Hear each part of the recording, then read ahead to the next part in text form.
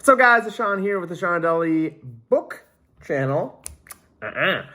And today I have for you the first installment in the Age of Madness series by Joe Abercrombie, and we have A Little Hatred. There is not enough positives that I can say about Joe Abercrombie and his world to compel you to read these books. It is phenomenal. It is clever. It is witty. There is so many amazing moments. Oh, I cannot wait to get into the spoiler section because it's fantastic.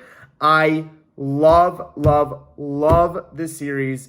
Everything Joe Abercrombie writes is incredible that I've ever picked up. I will be picking up the standalones as well, as I have not gotten to them yet, but I will be, because there's just so much beauty in the world that he made.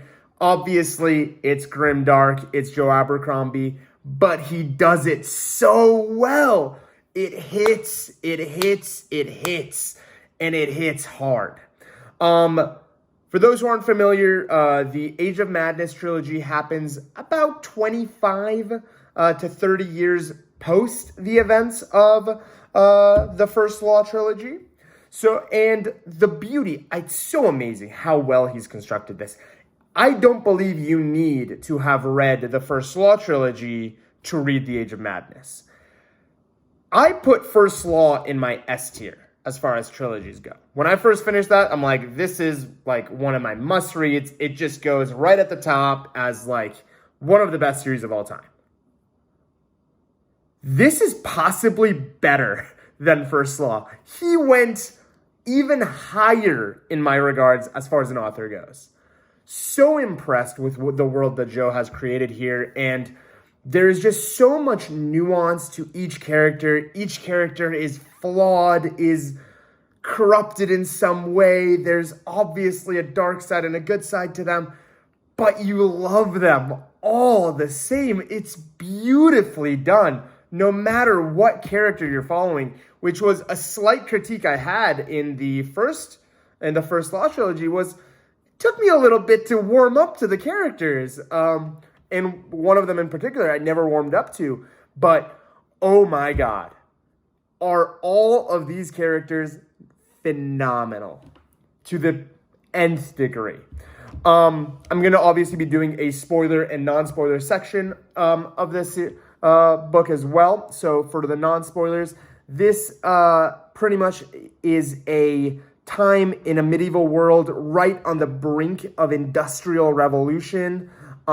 Business and marketing is kind of taking off. Entrepreneurship is becoming a real business, a real opportunity for a lot, and people are seizing on those opportunities to look for investment, to double down on their money, and the golfing class is heavily increasing. We're preaching.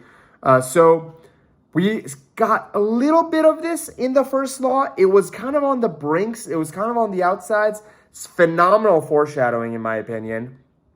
But in this series, we're following a new group of people. If you have read the previous series, a lot of friendly faces appear, and it's amazing to be able to see them in this new light. A little bit more older, a little bit more wiser.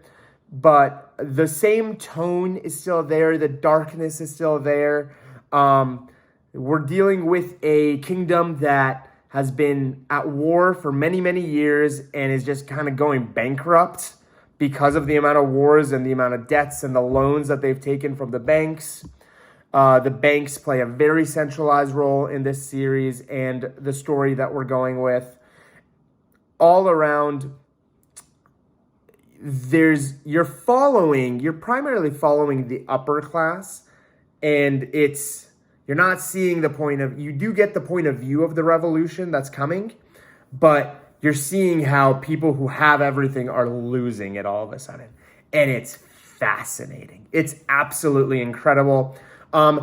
Joe's fantasy, as far as the magic side of things, is kind of muted. It's more in the background. It's not Harry Potter as far as magic goes. It's not going to be in your face wizards with wands doing things. It's very much, there is magic, there is magical themes, and there are magical creatures, but they don't really take a forefront in the story. It's a lot more politically based. There's more just humans squabbling with humans, which is a beautiful theme and a beautiful analysis to be done, because at the end of the day, magic is just a literary device. Magic is just, in a fantastical world, is just an scene to tell a story. And I think that Joe does this so well in these series that, oh my God, I cannot wait to read more and more of these books.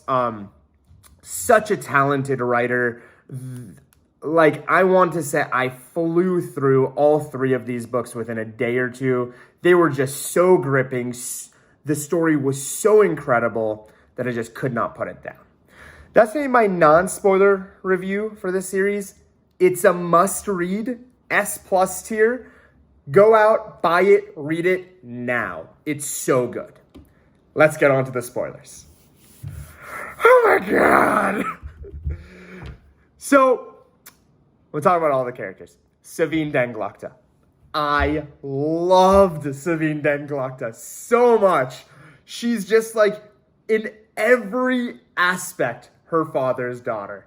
And I loved it. I loved how close she was to her father. I loved her interactions with her mom. It's just fantastic. The way she manipulates people, the way she takes control of her relationship with Orso.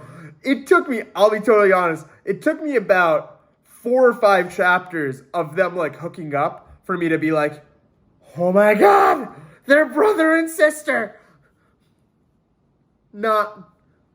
They don't know, and they weren't raised as brother and sister, so it's not that big of a deal. But it's like, oh my God.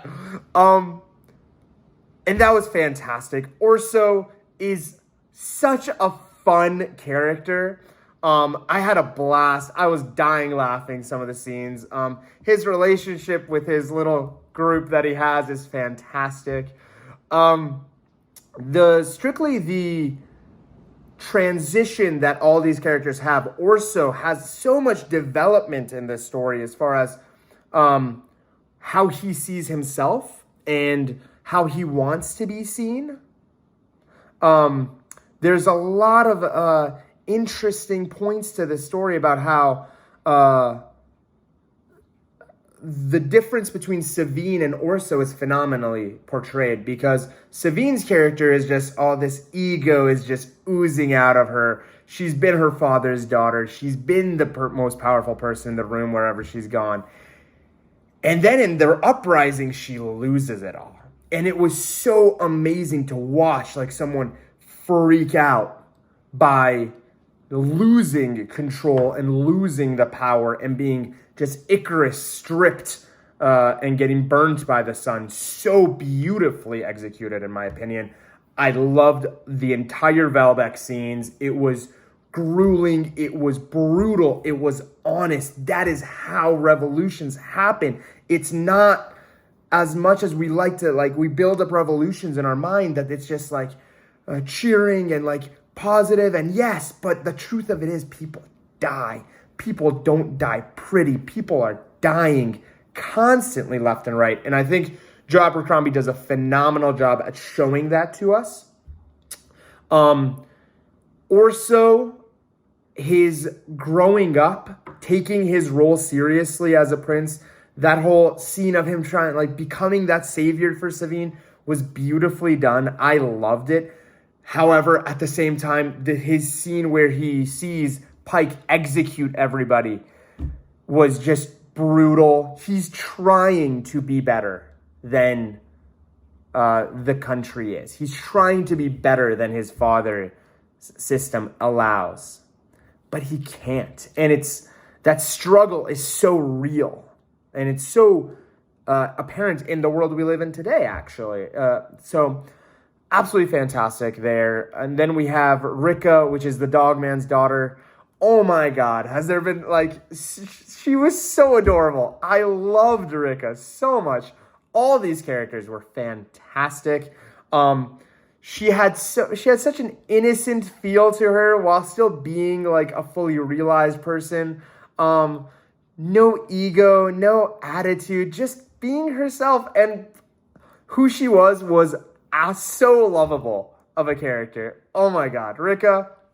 If there's two characters that I want to be best friends with in real life, it would be Rika and it would be Orso, because they were so much fun. I had a blast with them. And her relationship with Leo. Leo is a very classic, like you're almost a positive spin on a Jaime Lannister-esque character. He's very charismatic. Everybody loves him. He's moral. He's got that Jon Snow energy about him. But he's also you can see the he's obviously dealing with some bisexuality, and he's struggling with it by being because he's homophobic. And I think Joe Abercrombie did such a beautiful job at writing that into the story. His relationship with his little core group of friends is very, very well done. You really feel that brotherhood. And building up to the battle in the north for Ufrith, where Stour is coming in, Stour being Bethod's nephew, Bethod's grandson, actually. Is it grandson? Yeah, grandson, sorry. Bethod's grandson. Black Calder running the north, very, very interesting. We always knew he was the cold, shrewd one. And the battle between Stour and Leo, very, very interesting. The interaction and the love that is created between Leo and Rika, I found that really, really cute. It was very innocent. It was honest. It was very high school love to me, and I loved every scene about that. The fight with Stour was so expertly done. Oh my God. Going into it, I feel like we all had an idea, like, okay, Stour's gonna beat the crap out of him. And that was what the case was. Stour was so much better, and Leo figures it out in that many seconds. It was hilarious to see, oh fuck, I'm gonna die.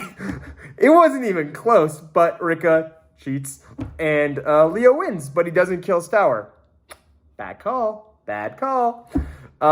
Very, very big choice for Leo there. He does become Lord Governor of the North. And when going back to Adua, he does realize, hey, this isn't all it's cracked up to be. Leo and him getting back, it was so beautifully executed how much people hated Orso. While Orso's not a bad guy, but everybody loved Leo, who's also, it's very interesting. The way that was portrayed, it shows a lot. And then we have the realization moment, the heartbreak, the absolute heartbreak that is when Savine is planning on getting married to Orso, and everything is just, they're all so happy and it's adorable. And that just crushing feeling when Orso reads that note, you could feel it, how much his heart broke in that moment. And it was, oh my God, it's so expertly done. It was beautiful. It was incredible. It was so heartbreaking. You could feel how much it meant to him in that moment. And obviously we get Baez back. Oh, gotta love when Baez comes back in. There's so much history going on there. The banking house is obviously still there. Valentin Volk is still doing its thing. And I thought it was so cool how we got to see all those old characters back, how we got to see Cull Shivers back, how we got to see Black Calder. Obviously, Glokta being one of my favorite characters of all time. Giselle was in there, and Giselle was cool. And oh my God, the end scene with Giselle dying and Baez just standing there with a hand on Orso saying, "Long live the king." Ooh, goosebumps everywhere. This was so expertly done. There's so many questions to be answered in the upcoming books, and I cannot wait to get into all of them with you. Let me know what you guys thought. I just want, again, these channels are the most mainly made because I wanted to talk to more people who have read these series and read these books and wanted to have a place for people to be able to interact and talk about the books that they love. And this is by far one of my favorite series, and I will be back very soon with book number 2. Talk to you guys in a bit. Bye.